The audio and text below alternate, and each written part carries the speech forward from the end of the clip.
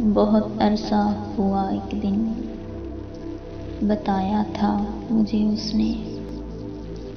بتایا تھا مجھے اس نے بنانا کچھ نہیں آتا۔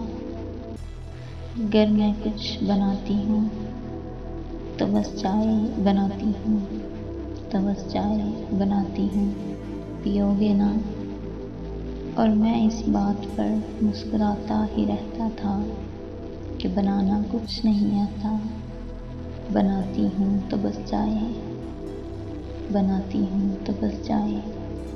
مجھے چائے سے الجھن ہے، نہیں پیتا۔ اور اب اس بات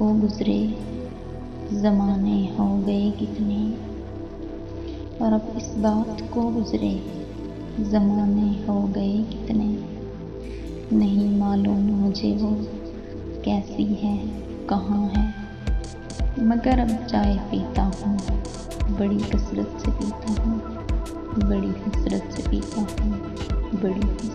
پیتا ہوں۔